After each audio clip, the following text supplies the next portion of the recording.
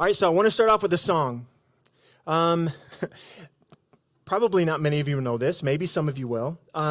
So if you know it, sing along with me, or I'll just sing a solo. Either way you want to go, okay? Some glad morning when this life is o'er. There we go. I'll fly away to a shore on God's celestial shore.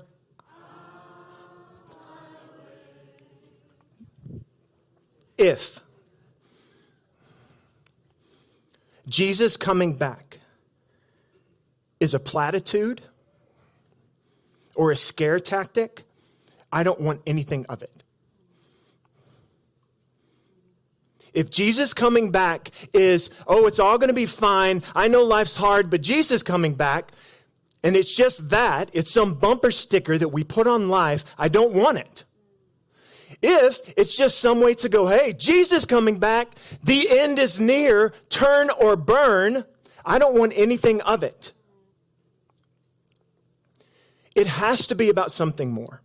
It has to be about something bigger. It has to be, how do we hold pain and difficulty and hope and love and doing this life together with other people who are reminding us that Jesus is coming back? Paul wrote the very first letter that he ever wrote to the church in Thessalonica. It was about the year 51.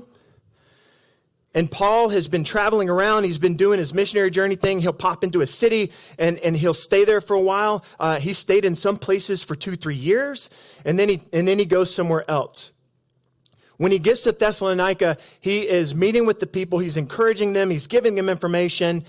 And everything goes crazy. There's a riot that breaks out from the Jewish religious leaders. And they are so angry that Paul would talk about a different way to be Jewish. But there are also a lot of Greeks in the city that recognize that all of the ways that they've been thinking about their gods and goddesses through all of Greek mythology, that there is a different kind of God. There is a only God. There is a new king, and his name is Jesus. And because of that, everybody gets riled up. They get ready to drag somebody out who's been keeping Paul safe in his home. And they get ready to put him on trial before the Roman officials. And they say, this guy is housing a guy who is saying that Caesar is not actually king, that there's someone else. Paul, Silas, and Timothy, because of so many threats on their life, actually leave. They leave in the dead of night to make sure that nobody sees them. And what we believe, most scholars believe, is that Paul, Silas, and Timothy only got to spend about a month, maybe even less than a month with this group. Think about any time that you have ever tried to onboard somebody in a job, okay? Maybe you were the manager, or maybe they were taking your job or whatever, and you're trying to onboard them. Now imagine that they're your really good friend, and they're going to take your spot. Now imagine that not only are they really good friend and they're going to take your spot, but this whole company is toxic. What are you going to say to them? How are you going to prep them? And then all of a sudden, you're just onboarding like you think you're supposed to. And then all of a sudden, because of the toxicity, because of the dysfunction, you get yanked out of what you're up to and get sent to a different state to work for the company over there. You've left your friend hanging. What do they not know about your boss's boss that you were going to tell them, but you just hadn't gotten around to it yet? Paul, writing to this church, is so bummed that he didn't get more time with them. He's also really worried about them. He knows the persecution that he got only with just the month that he was there. He's trying to figure out and imagine what it was even like. And he is so worked up about it that he sends Timothy to go low-key back to the church to see how they're doing. Timothy comes back and he's like, Paul, you're not going to believe this. They're doing phenomenal. They're doing so good. They have some serious questions because there's a lot going on, as I'm sure you know. And so can we write them a letter to help give them some of these answers to some of the questions they're asking, but also to just encourage them? It's so hard. Paul, you know, it's been super hard for us, and it's super hard for them in very specific ways because we didn't get to tell them all the things. There's some big questions about death, about life in the middle of death that we weren't able to talk to them about, and they're nervous. They're really sad. And also they're really good. They're flourishing. Chapters 1 through 3 of 1 Thessalonians is all basically Paul just going, you guys are smashing it. I'm so proud of you. Chapter 1, verse 6, you became imitators of us and of the Lord. For you welcomed the message in the midst of severe suffering with joy given by the Holy Spirit. And so you became a model to all believers in Macedonia and Achaia. This is the outlying regions of of the Thessalonian city. The Lord's message rang out from you not only in Macedonia and Achaia, your faith in God has become known everywhere. Therefore, we do not need to say anything about it. They're like, you guys are doing the thing. Your reputation precedes you in all of these spaces. Let's go. Then in chapter 2, Paul, because he loves this community and he was really leaning in, he has all kinds of familial language that wraps all of this in there.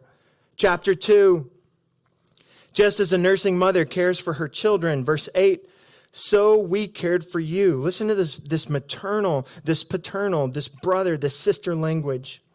Because we loved you so much, we were delighted to share with you not only the gospel of God, but our lives as well. Surely you remember, brothers and sisters, our toil and our hardship. We worked night and day in order not to be a burden to anyone while we preached the gospel of God to you. You are witnesses, and so is God, of how holy, righteous, and blameless we were among you who believed.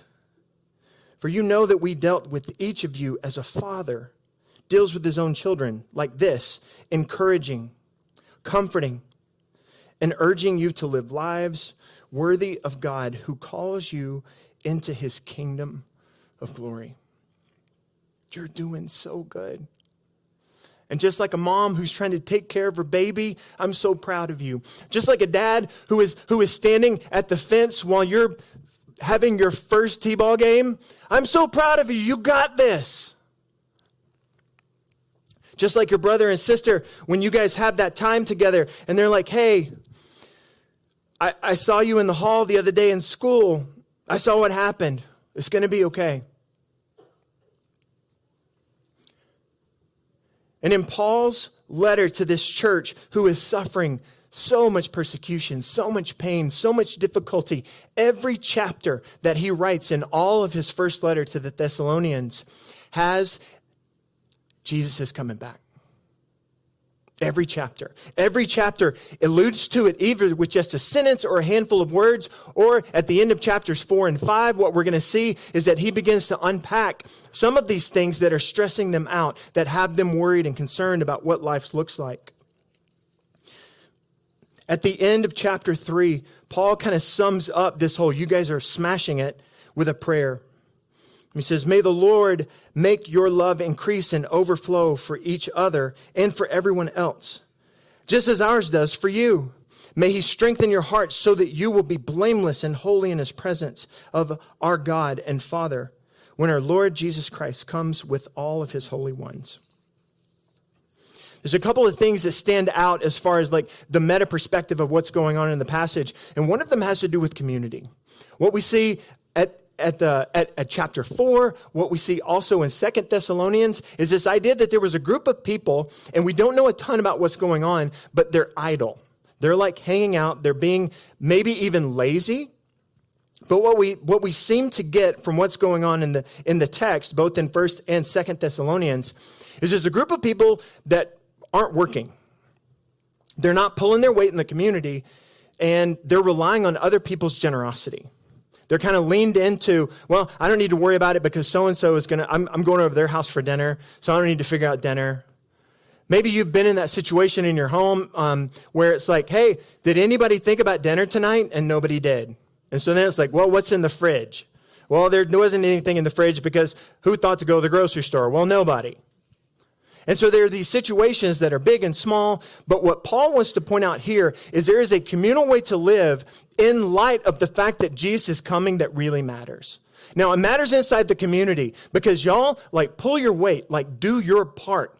But there's another way specifically where he talks about that as you work, you're going to show what Jesus is like to other people. That there's this way we're actually having a good work ethic of doing the things that actually set you up in a good community, in a good society, that they matter. They matter for the community, yeah, but they matter for other people too. If Jesus coming back is only a platitude or a scare tactic, I do not want it. But what we see here is that Jesus coming back starts to impact their community. It actually shapes the way that they are with one another. It shapes the way that they're being seen by other people. How many of us, over the course of our lives, have taken advantage of the generosity, the willingness to participate in other people in church? If you've been in church a while, then maybe you've experienced this. If this is your first time to church, I am so glad that you get to be a part of the conversation of what it's like to be church. But I think that I'll just speak for me. I won't project. There have been a number of times where I was tired, and so I didn't go to the thing that was church related. There have been a lot of times where I'm leaning on my introvertedness to not do a justice activity because I just kind of want to, right? There's something that happens to me. I was talking to Sharon about this in between services. There's something that happens to me almost every time that I preach, and especially this one because I'm kind of giving my guts. My back starts to hurt. And I'm just standing here, you guys. And it's not like I'm so out of shape that my back just hurts from when I'm standing a little bit. But there's something that happens to me where I'm giving my guts, but it's also draining my battery because I'm an introvert that all of a sudden starts to push and pull with me about how I interact with you guys after service. I'll just be straight up. Let's just be real, right? There are times when my back hurts so bad and I have peopled the entire time and I just can't people anymore. And so I apologize if you've been looking for me after service. I'm just not peopling, okay? That's what's going on. I love you, and I can't people sometimes.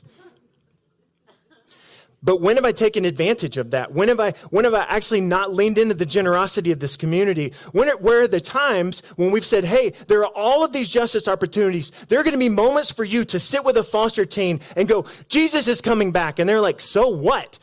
And then you get to go, here's what. Here's why. I got to hang out with a man who was a Syrian refugee, and he wanted his sister to be able to come over, and she was in a refugee camp in Jordan. And he was saying, can you help get my sister out of Jordan to the United States? He was the delivery driver from the food that we ordered. And he walks up, and as we're unpacking stuff out of his car, that's what he asked me. And I'm like, what is your name? Like, can we just like start there? And so he tells me his name and he's asking me a few more questions. I was like, can we just get lunch? So we go to lunch and I'm sitting with him and I'm like, help me understand like what's going on and all of this. And so he starts the story back with him being a refugee. With the Syrian civil war, he was afraid for his family, and so they fled to a refugee camp in Jordan.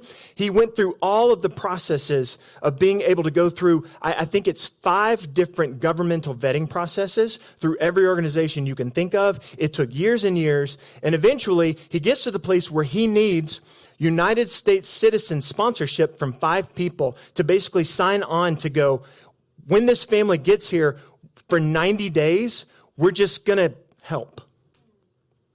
They already have money that's kind of built into it to be able to get a place to stay, but we're just going to help. Maybe they don't speak English.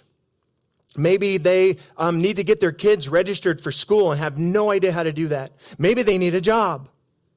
And so he started just trying to figure out how to get 5 people. And he had a friend of a friend of a friend who knew some people who happened to be Christians. And so he gets his 5 people. He comes over. He's lived here for years. He has 3 sons that are in college right now. And he pulls up to drop off Panini Kebab Grill. And I take the food from him and he says, can you help my sister? So we're sitting at lunch and I'm hearing this guy's story.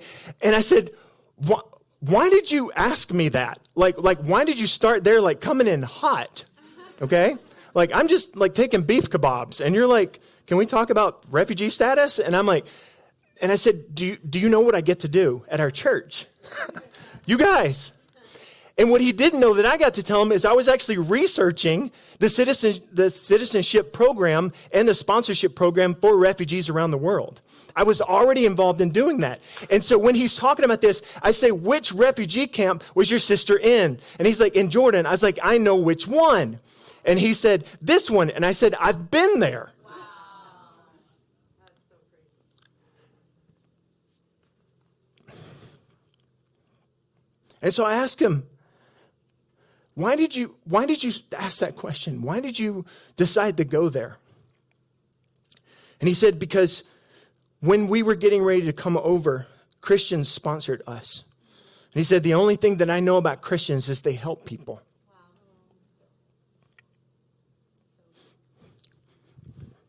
If Jesus coming back to set all things right so that there are no refugees, if Jesus coming back to make sure that all orphan children now have a home in him, if Jesus coming back gets to mean that we participate in God's movement in his kingdom in every single moment of our lives, now I'm in. Now I'm in. If it's just a scare tactic, if it's turn or burn, or if it's, hey, you need to be concerned about the rapture, and you need to be concerned about whether or not you're going to be taken up or if you're going to be left behind, and there's going to be wars and all of this other stuff and an antichrist, if that's what this is all about, I'm out. But if it means a new way of being human and that I get to live into that, I'm in. If I'm sitting and having a hard day, or if I'm sitting with someone who has just been going through the ringer, they've lost people. They've lost status. They've been harmed. And if I get to the end of hearing what they have to say and I go, hey, you know, like Jesus is coming, so just like, I don't know. I don't want that. That is not a faith that I am interested in being a part of. And that is not what I want to dilute Jesus' coming to. Paul goes on in that, at the end of chapter 3 in that prayer that we wrote, and he actually says this in 13. He says, may he strengthen your hearts. And again, every chapter has been seeded with this idea of Jesus coming back. May the knowledge of Jesus coming back strengthen your hearts. These are people who have been suffering incredible persecution. Most scholars believe that there had been people that had died because of persecution that was going on. Do you think that Paul, with people that he loves, with people he didn't get to spend much time with, is going to throw them a platitude of, I know you've lost loved ones, and I know you have giant questions about the afterlife, but it's all fine because Jesus is coming back? No way. It's got to be more. It's got to be deeper. It's got to be richer. There has to be something more that's going on. And this question, it comes up really plainly in chapter 4 because Paul, it seems like, is answering a question that Timothy has brought them very specific about people who have died. This isn't just some kind of ethereal, we're just going to kind of like, think of something that we can do a thought experiment around. This is real. They're like, my family member, my friend, they were killed because we're following Jesus. We're doing this new way of living. What happened to them? Chapter 4, verse 13. Brothers and sisters, we don't want you to be uninformed about those who sleep in death, so that you don't grieve like the rest of mankind who don't have hope. I've used this in funerals. Maybe for those of you who've attended funerals or memorial services, you've heard this too. And oftentimes it's framed around the fact that I, individually, we, those of us who are sad and hurting, and those of us who are grieving, we don't grieve like other people. We grieve like we have hope. And that's true. And that's good. But what Paul seems to be pointing to here is that the second coming of Jesus is what frames our hope. Our hope is framed not just in our own eternality, but in the other person's eternality. And so Jesus coming back now ushers in a new way of dying. It's not just that his new way is a new way of living that we get to live on earth, but it's actually a new conceptual understanding, a fundamentally different way of thinking about death. Death doesn't get the final say. Sam, can you put up the lyrics that we talked about? I'm going to sing. So I knew what I was going to say, and so I'm down here, and when we're singing, I'm going to sing. It is like a banger for me because I knew what we were going to do. Look at this. In light of everything that we've been talking about, in light of why Paul is writing these letters to a persecuted group of people who need hope, I'm going to sing in the middle of the storm. Louder and louder, you're going to hear my praise roar. Up from the ashes, hope's going to arise. Death is defeated. The King is alive. And then go to the other one, death could not. Listen to this banger. I mean, you guys sang it, but you know. Death could not hold you. The veil tore before you. You silence. Guys.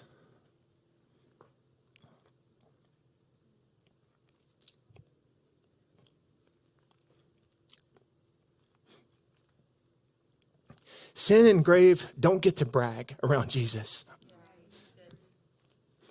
The heavens are roaring. They're roaring the praise of your glory, for you are raised to life again. And it's not just this platitude that we get to go, while things are hard right here, we can kind of lean on where it is that we're going. We sing that song, some glad morning, when this life is o'er, I'm going to fly away. There's a phrase in the South, I don't know how much it's out here, but I heard it all the time growing up, that there were a lot of people that were so heavenly minded that they were of no earthly good. Paul addressing these people, he refers to as busybodies. Paul addressing these people that he says, hey, would you get to work? A lot of scholars believe that what was going on right there is that they had sold all their stuff and they were just waiting for Jesus to come back. They were convinced it was going to happen quickly. And so they were like, since it's going to happen pretty soon, I'm just going to kick it and just wait. And it's going to be awesome. Can I come over for dinner tonight? And I think that a lot of times we can take those words that we sing and we can say, hey, I'm just going to think about this and I'm going to forget about what's going on in life and how difficult it is. Paul does not make space for that. He says, yeah, you're human. Be sad. And Jesus is coming in non-platitudinal ways that change the way that you're sad. You have hope in the midst of persecution. You have hope in the midst of pain. I have no idea where I am in my notes because I'm so off the page. I told Chrissy, I'm going to change everything, and I actually am. I have no idea which ones getting posted online, so we'll have to see about that. Let me see if there's anything else important. There's probably not.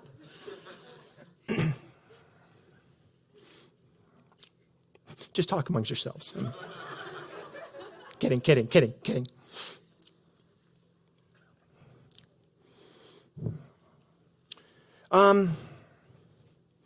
Okay, let's do this. This is the last Sunday before Advent. So for those of you who aren't familiar with kind of the church calendar, there are these seasons that go through the church calendar that we get to lean into. next Sunday starts Advent, for those of you who may be familiar with Advent and Christmas and all of that. After that, there's an extended period of time called the Epiphany and some other stuff that has to do with Jesus' early life, his birth and all of that. And then we get to the Lenten season. Maybe you guys are familiar with that, from Ash Wednesday all the way to Easter Sunday. And then there's what's called Eastertide for the 7 Sundays after Easter that culminate with, anybody? 50 days after Easter? Pentecost, yeah. So we celebrate Pentecost. And then we go into what's referred to as ordinary time. Okay? So welcome to mid. Okay? It's just called ordinary time because it's a different space in the lectionary to just be able to do different things where we're not focusing on these giant things. So we are in the last Sunday of ordinary time. So in the last Sunday of ordinary time in 1925, Europe had been ravaged by the First World War. It's estimated that somewhere close to 20 million people died in World War I. 20 million people. Cities leveled to the ground. Heartbreak. No hope. And yet you still have Christians, you still have church members going, Jesus is coming back. And there are all these people that don't have a home going, why does that matter? Is he coming back today? Why does it matter if he comes back after I'm dead? Why does any of this matter? And what the church community, and specifically our Catholic brothers and sisters, started to realize is there was a growing secularism. There was a growing nihilism that was basically saying, all of that stuff that we put our hope and faith in, look what it's got us. And so the leaders wanted to figure out a way, they wanted to come up with a way to remind people of what was true, even in the midst of what was going on. This is true. Yes, things are decimated. Things are hard. You've lost people. But we are people who don't grieve like those other people who don't have hope. Not because we're better than them, but because we have a different way of living. We get to showcase what it's like to have Jesus as your Savior, as your Lord, as your King. And so in 1925, they decided that on the last Sunday of ordinary time, which is today, which also means that our brothers and sisters literally around the world are celebrating this exact same way. They are celebrating what became known as the solemnity of our Lord Jesus Christ, King of the universe. They were like, yes, everything is going poorly. Yes, governmental systems are trying to figure it out. Yes, there's so much nationalism that's starting to raise its head. Remember, it's 1925. We're about to get into the rise of the Third Reich and all of the things that start to happen leading up to the Second World War. All of this is happening, and everybody's looking, going, none of it matters. And followers of Jesus were saying, yes, it does. And it matters because Jesus is coming back. One of the ways that we want to encourage you to think about this is not just to think that Jesus is like cool and stuff, but that you get to sing songs like this. I'm going to sing louder, that Jesus is King of the universe. I love that you're dropping some physics on us this morning about God being outside time and space and all of that. And I love to think about the fact that Jesus is bigger than just king of me.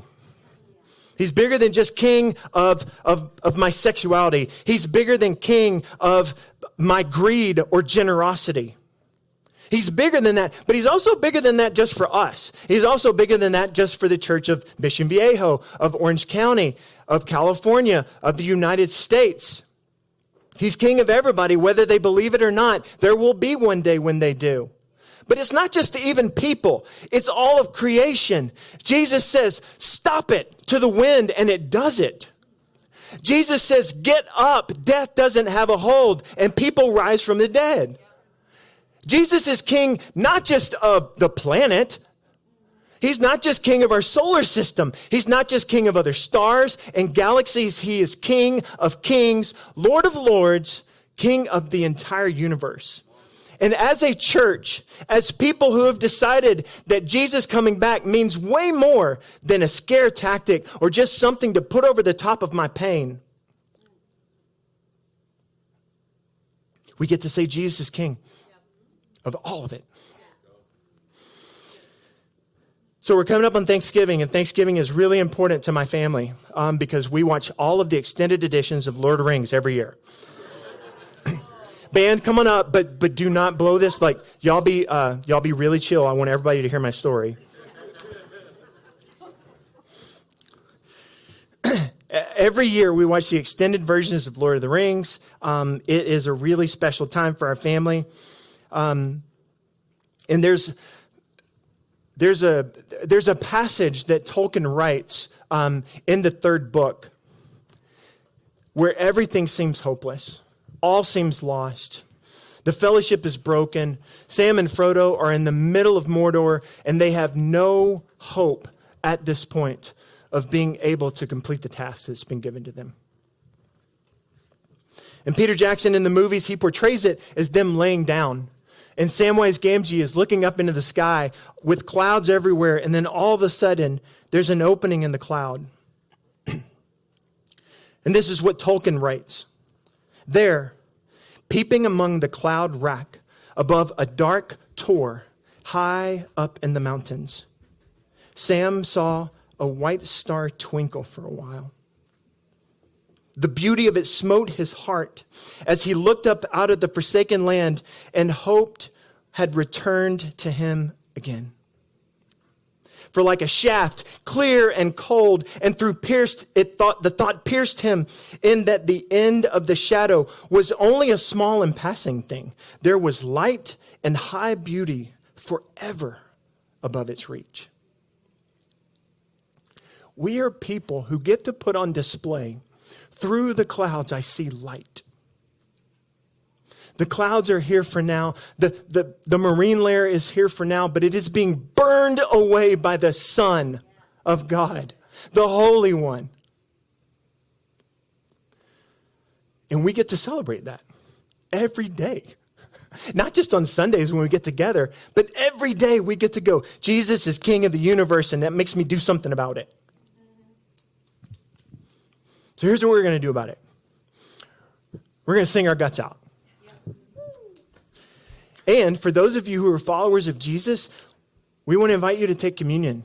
This is a powerful way for us to do exactly that. To recognize that death could not hold him, that he died. He was a perfect death in that he encompassed all of our pain and grief and suffering and said, I will bear the weight of it. I will take it on. I will grieve, and my Father will grieve because of that fact. But it doesn't get to be the end of the story. I can see through the clouds to a hope that is never going to be touched by darkness. And so we take the cup and we take the cracker and we recognize that Jesus' body was giving as a perfect sacrifice, and also that it had a perfect resurrection. Death doesn't get to have the final say. We get to be in the midst of pain and in the midst of hardship and take the cup with a brother or sister or by ourselves and remember Jesus is King. So I want to invite you to stand. We're going to sing some songs and take communion.